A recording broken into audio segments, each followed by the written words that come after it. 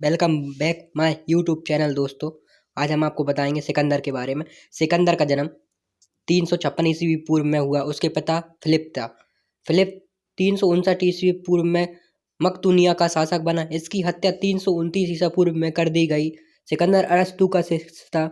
सिकंदर ने भारत विजय पर अभियान 326 ईसा पूर्व में प्रारंभ किया। सिकंदर का सेनापति सेल्यूकस निकेटर था। सिकंदर को पंजाब के शासक फोरस के साथ युद्ध करना पड़ा, जिसे हाइडे स्पीच के युद्ध या झेलम तथा का युद्ध के नाम से जाना जाता था। सिकंदर की सेना ने ब्यास नदी के पश्चिमी तट पर पहुंचकर उसे पार करने से इनकार कर दिया। सिकंदर स्थल मार्ग द्वारा 325 ईसा पूर्व में भारत से लौटा। सिकंदर की मृत्यु 323 ईसा पूर्व में बेबीलोन में 33 वर्ष की अवस्था में हो गई। सिकंदर का जल सेनापति का नाम मिलियाकस था। सिकंदर का प्रिय घोड़ा बाउकेफला था। इसी के नाम से इसने झेलम नदी के तट पर बाउकेफला नामक नगर बसाया।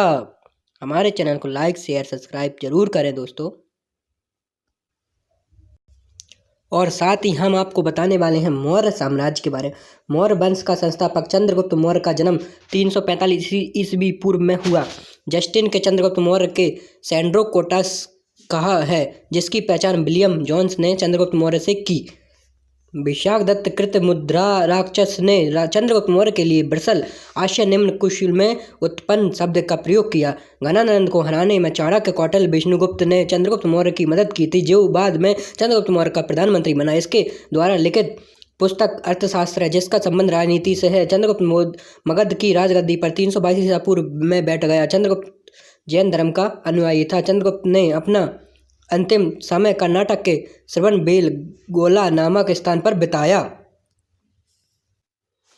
चंद्रगुप्त ने 305 ईसा पूर्व में सेल्यूकस निकेटर को हराया। सेल्यूकस निकेटर ने अपनी पुत्री कॉर्नेलिया की शादी चंद्रगुप्त मौर्य के साथ कर दी और युद्ध की संधि शर्तों के अनुसार 4 प्रांत काबुल, कंधार, हेरात एवं मकरान चंद्रगुप्त को दिए।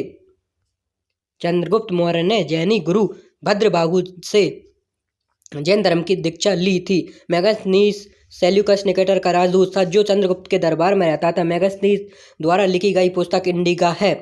मैगस्थनीस के अनुसार सम्राट का जनता के सामने आने के अवसर पर शोभा यात्रा के रूप में जश्न मनाया जाता है। उन्हें एक सोने की पालकी में ले जाया जाता है। उन्हें अंगरक्षक सोने और चांदी से अलंकृत हत्तियों पर सवार रहते हैं। कुछ अंगरक्षक पेड़ों को लेकर चलते हैं। इन पेड़ों पर प्रशिक्षित तोतों का झुंड रहता है, जो सम्राट के सिर के चारों तरफ चक्कर लगाता रहता है। राजस सामान्यतः हथियारबंद महिलाओं से घिरे होते हैं। उनके खाना खाने के पहले खास नौकर उस खाने को चखते हैं। वे लगातार 2 रात एक ही कमरे में नहीं सोते। पाटलिपुत्र के बारे में। पाटलिपुत्र एक विशाल प्राचीर से घिरा है, जिसमें 570 बुर्ज और 64 द्वार हैं। 2 और 3 मंजिल वाले घर लकड़ी और कच्ची ईंटों से बने हैं। राज का महल भी काठ का बना है, जिसे पत्थर की नक्काशी से अलंकृत किया गया है। यह चारों तरफ से उद्यान और चिड़ियाओं के लिए बने बसेरों से घिरा है। चंद्रगुप्त मौर्य ने सेल्यूकस के बीच युद्ध का वर्णन एपियानस से किया है। प्लूटार्क के अनुसार चंद्रगुप्त ने सेल्यूकस को 500 हाथी उपहार में दिए थे। चंद्रगुप्त की मृत्यु 298 ईस्वी पूर्व में श्रवणबेलगोला में उपवास द्वारा हुई थी। बिंदुसार चंद्रगुप्त मौर्य का उत्तराधिकारी बिंदुसार हुआ, जो 298 ईसा पूर्व के मगध की राजगद्दी पर बैठा। इसे अमित्रघात के नाम से जाना जाता है। अमित्रघात का अर्थ है शत्रु विनाशक। बिंदुसार आजीवक संप्रदाय का अनुयायी था। आजीवक संप्रदाय की स्थापना माकिलपुत्र गौसाल ने की थी। वायु पुराण में बिंदुसार को भद्रसर या बारिशार कहा गया है। स्ट्रैबो के अनुसार सीरियन नरेश एंटियोकस के बिंदु के दरबार में डायमेकस नामक राजदूत भेजा। इसे ही मेगास्थनीस का उत्तराधिकारी माना जाता है। जैन ग्रंथों के अनुसार बिंदुसार को सिंहसेन कहा गया है। बिंदुसार के शासनकाल में तक्षशिला, सिंधु एवं झेलम नदी के बीच में 2 विद्रोह का वर्णन हुआ है। इस विद्रोह में दबाने के लिए बिंदुसार ने पहले सुसीम और बाद में अशोक को भेजा। एथिनियस के अनुसार बिंदुसार ने सीरिया के शासक एंटोइयकस फर्स्ट से मदिरा, सूखे अंजीर एवं एक दर्शनाक भेजने की प्रार्थना की थी। बौद्ध विद्वान तारानाथ ने बिंदुसार को 16 राज्यों में विजेता बताया था। बिंदुसार की सभा में 507 वाली एक मंत्री परिषद थी जिसका प्रधान खलटाटक था। अशोक बिंदुसार का उत्तराधिकारी अशोक महान हुआ जो 269 ईसा पूर्व में मगध की राजगद्दी पर बैठा। अशोक की माता का नाम था शुभदांगी। दिव्यावधान के अनुसार राजगद्दी पर बैठने के समय अशोक अवंती के राज्यपाल था। मास की गुर्जरा नेतुर एवं हुडेगोलम के लेखों का अशोक का नाम अशोक मिलता है। कर्नाटक के गुलबर्गा जिले के कनगनहली से प्राप्त उभारदार मूर्ति शिल्प रिलीफ स्कल्पचर शिलालेख में अशोक के प्रस्तर रूपचित्र के साथ रानियों अशोक, राजा अशोक उल्लिखित हैं। ब्राह्मू अभिलेख में अशोक ने स्वयं को मगध का राजा बताया। पुराणों में अशोक को अशोक वर्धन कहा गया है। अशोक ने अपने 8 वर्ष के बाद लगभग 261 ईसा पूर्व में कलिंग पर आक्रमण किया और कलिंग की राजधानी तोसली पर अधिकार कर लिया। उल्लेख 13वें शिलालेख में प्लिनी का कथन है कि मिस्र का राजा फ्लाडेस फल्स टॉलमी सेकंड ने पाटलिपुत्र की डियानिसियस का नाम एक राजदूत भेजा था। उपगुप्त नामक बुद्ध भिक्षु ने अशोक को बौद्ध धर्म की दीक्षा दी। अशोक के पहले ब्राह्मण धर्म का अनुयायी था। कल्याण के राजतरंगिणी से पता चलता है कि वह शैव धर्म का उपासक था। निग्रोध के प्रवचन सुनकर उसे बौद्ध धर्म को अपना लिया। अहेरोरा लेख में यह घोषणा की गई है। अशोक व्यक्तिगत रूप से बौद्ध धर्म का अनुयायी था। अशोक के प्रमुख शिलालेख एवं उनमें वर्णित विषय आप जो कि देख सकते हैं। अशोक एक उपासक के रूप में अपने राज्याभिषेक के 10वें वर्ष में बोध गया कि 12वें वर्ष के निगाली सागर की 1 एवं 20वें वर्ष में लुम्बिनी की यात्रा की। अशोक ने आजीविकों के रहने हेतु बराबर की पहाड़ियों में 4 गुफाओं का निर्माण करवाया जिसका नाम कर्ज, चौपार, सुदामा तथा विश्व झोंपड़ी था। अशोक के पुत्र दशरथ ने आजीविकाओं को नागार्जुन का गुफा प्रदान की थी। अशोक के 7वें स्तंभ लेख में आजीविकाओं का उल्लेख किया गया तथा महामात्रों को आजीविकाओं के हित का ध्यान रखने के लिए कहा गया। अशोक ने बौद्ध धर्म के प्रचार के लिए अपने पुत्र महेंद्र एवं पुत्री संघमित्रा को श्रीलंका भेजा। बौद्ध परंपरा और उनके लिपियों के अनुसार अशोक ने 84,000 स्तूपों का निर्माण किया था। भारत में शिलालेख का प्रचलन सर्वप्रथम अशोक ने किया। अशोक के शिलालेखों में ब्राह्मणी, खरोष्टी, ग्रीक एवं अरमाइक लिपि का प्रयोग हुआ है। ग्रीक एवं अरमाइक लिपि का अभिलेख अफगानिस्तान से, खरोष्टी लिपि का अभिलेख शहबाज गढ़ी एवं मनसेहरा पाकिस्तान से और शेष भारत से ब्राह्मणी लिपि से अभिलेख मिले हैं। खरोष्टी लिपि दाईं से बाईं ओर लिखी जाती है। अशोक के अभिलेखों को 3 भागों में बांटा जा सकता है। शिलालेख, स्तंभलेख तथा गुहालेख। अशोक के शिलालेख की खोज 1750 ईस्वी में पद्रिटी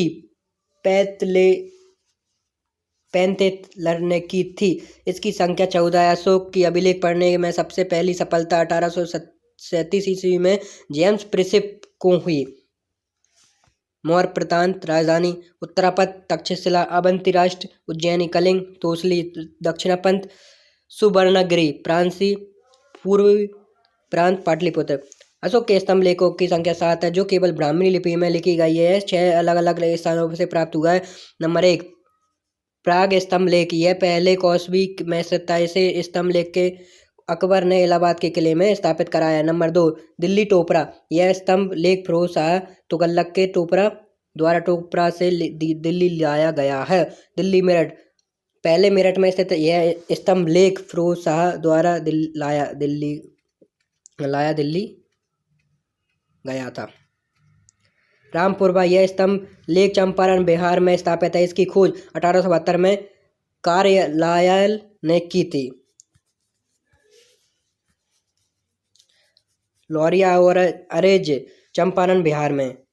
लोरिया नंदनगढ़ चंपारण बिहार में। इस स्तंभ पर मोर का चित्र बना है।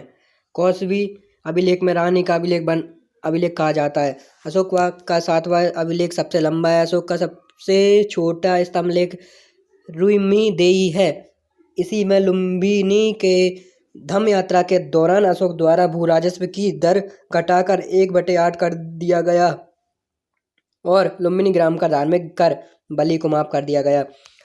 महास्थान बांग्लादेश से प्राप्त गौरा का ताम्रपत्र अभिलेख में मौर्य काल में अकाल सूखा जैसे देवी प्रकोप के समय राज्य द्वारा राहत कार्य के लिए किया जाने का विवरण प्राप्त होता है। प्रथम पृथक शिलालेख में यह घोषणा है कि सभी मनुष्य मेरे बच्चे हैं। अशोक का सारे कूना कंदहार अभिलेख ग्रीक एवं अरमेइक भाषाओं में प्राप्त हुआ है। साम्राज्य के में मुख्यमंत्री एवं पुरोहित की नियुक्ति के पूर्व इनके चरित्र को काफी जांचा परखा जाता है। इसे उपदा परीक्षण कहा जाता है। सम्राट की सहायता के लिए मंत्रिपरिषद होती है जिसमें सदस्यों की संख्या 12, 16 या 20 हुआ करती थी। अर्थशास्त्र में शीर्षस्थ अधिकारी के रूप में तीर्थ का उल्लेख मिलता है जिसे महामात्र भी कहा जाता है। इसकी संख्या 18 थी। अर्थशास्त्र में चार जासूस को कहा गया है। अशोक के समय मौर्य साम्राज्य के प्रांतों की संख्या 5 थी। प्रांतों को चक्र कहा जाता था। प्रांतों के प्रशासक कुमार या आर्यपुत्र राष्ट्रिक कहलाते थे।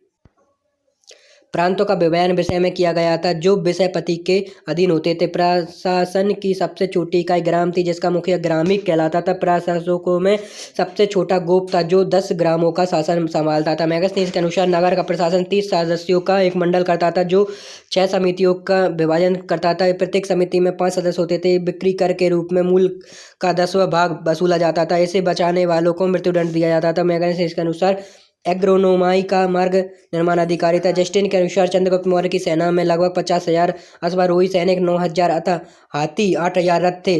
जस्टिन नामक यूनान लेखक के अनुसार चंद्रगुप्त ने अपनी 6 लाख की फौज से सारे भारत को रौंद दिया। यह बात सही भी हो सकती है और नहीं भी, लेकिन यह सही है कि चंद्रगुप्त ने पश्चिमोत्तर भारत को शैल्यूकस की गुलामी से मुक्त किया। जस्टिन ने चंद्रगुप्त की सेना में लुटेरों की सेना कहा है। युद्ध क्षेत्र में सेना का नेतृत्व करने वाला अधिकारी नायक कहलाता था। सैन्य विभाग का सबसे बड़ा अधिकारी सेनापति होता है। प्लिनी नामक यूनानी लेखक के अनुसार चंद्रगुप्त की सेना में 6 लाख पैदल सिपाही, 30,000 घोड़सवार और 9,000 हाथी थे। मेगास्थनीज के अनुसार मौर्य सेना का रख रखाव 5 सदस्यीय 6 समितियां करती थीं। मौर्य प्रशासन में गुप्तचर महामात्य सर्प नामक आमात्य के अधीन था। अर्थशास्त्र में गुप्तचर को गूढ़ पुरुष कहा गया है तथा एक ही स्थान पर रहकर कार्य करने वाले गुप्तचर को संस्था कहा जाता था।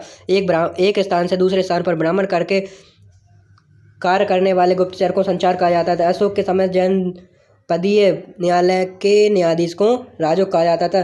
सरकारी भूमि को सीता भूमि कहा जाता था। बिना वर्षा के खेती होने वाली भूमि को अदेव मात्रक कहा जाता था। मौर्य काल में द्रोण अनाज के माप के लिए प्रयोग होता है। मेगास्थनीज ने भारतीय समाज को 7 वर्गों में विभाजित किया गया। दार्शनिक, किसान, अहीर, कारीगर, सैनिक, निरीक्षक एवं सभासद। स्वतंत्र वैश्य वृत्ति को अपनाने वाली महिला रूपाजीवा कहलाती थी। नंद वंश के विनाश करने में चंद्रगुप्त मौर्य ने कश्मीर के राजा प्रवर्तक से सहायता प्राप्त की थी। मौर्य शासन 137 वर्षों तक रहा। भागवत पुराण के अनुसार मौर्य वंश में 10 राजा हुए जबकि वायु पुराण के अनुसार 9 राजा हुए। मौर्य वंश का अंतिम शासक बृहद्रथ था। इसकी हत्या इसके सेनापति पुष्यमित्र शुंग ने 185 ईसा पूर्व में कर दी और मगध पर शुंग वंश की नींव डाली। अशोकराम विहार पाटलिपुत्र में था। और साथ ही हम पढ़ने वाले हैं आज ब्राह्मण समाज के बारे में। तो ब्राह्मण समाज शुंग एवं कर्ण राजवंश। पुष्यमित्र शुंग जिसने मगध का शुंग वंश की नींव डाली। ब्राह्मण जाति का था। शुंग शासकों ने अपनी राजधानी विदिशा में स्थापित की। इंडो यूनानी शासक मेनांडर को पुष्यमित्र शुंग ने पराजित किया। पुष्यमित्र शुंग ने 2 बार अश्वमेध यज्ञ किया। इनके लिए पतंजलि ने अश्वमेध यज्ञ किया। भरहुत स्तूप का निर्माण पुष्यमित्र शुंग ने करवाया। शुंग वंश का अंतिम शासक देवभूति था। इसकी हत्या 73 ईसा पूर्व में वासुदेव ने कर दी और मगध की गद्दी पर कवन वंश की स्थापना कर दी। कवन वंश का अंतिम राजा सुशर्मा हुआ। सातवाहन राजवंश सिमुक ने 60 ईसा पूर्व में सुशर्मा की हत्या कर दी। सातवाहन वंश की स्थापना की। सातवाहन आंध्र वंश शासकों ने अपनी राजधानी प्रतिष्ठान गोदावरी नदी के किनारे में स्थापित की। प्रतिष्ठान महाराष्ट्र के औरंगाबाद जिले में है। सातवाहन वंश के प्रमुख शासक थे सिमुक, सातकर्णी, गौतमीपुत्र सातकर्णी, वशिष्ठिपुत्र पुलुमावी तथा यज्ञश्री सातकर्णी। सातकर्णी ने 2 अश्वमेध तथा 1 राजसूय यज्ञ किया। सातवाहन शासकों ने समय के प्रसिद्ध साहित्यकार हाल एवं गुणाढ़ थे। हाल में गाथा सप्तशती तथा गुणाढ़ ने व्रत कथा नामक पुस्तकों की रचना की। सातवाहन ने चांदी, तांबे, सीसा, सर्वाधिक पोटीन और कांसे की मुद्राओं का प्रचलन किया। सातवाहन अपना सिक्का डालने में जैसे शीशे का इस्तेमाल करते थे, उसे रोम से मंगाया जाता था। ब्राह्मणों की भूमि अनुदान देने की प्रथा का आरंभ सातवाहन शासकों ने सर्वप्रथम किया था। भूमि का प्राचीन पुरालेखीय प्रमाण शताब्दी ईसा पूर्व के सातवाहनों में नाना घाट अभिलेख में मिलता है, जिसे अश्वमेध यज्ञ में एक गांव देने का उल्लेख है। सातवाहनों की राज्य की भाषा कौन सी, प्रकृत एवं लिपि कौन सी, ब्राह्मणी। सातवाहनों में इसका हमें मात्र तंत्रकात्मक ढांचे का आभास मिलता है। उनके राजाओं के नाम उनकी माताओं के नाम पर रखने की प्रथा थी, जैसे गौतमीपुत्र, वशिष्ठिपुत्र आदि।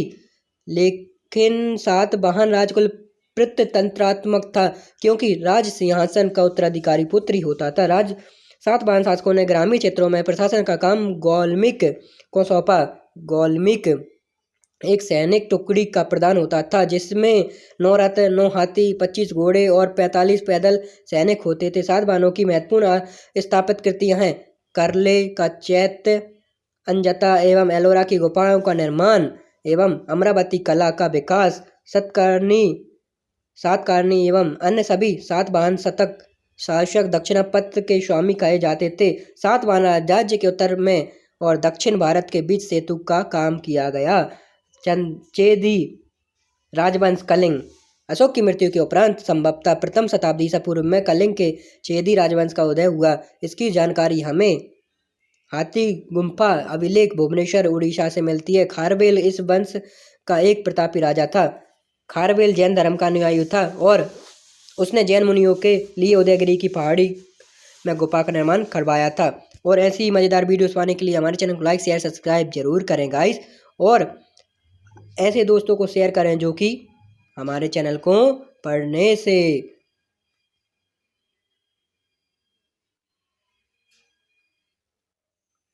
पढ़ सकें।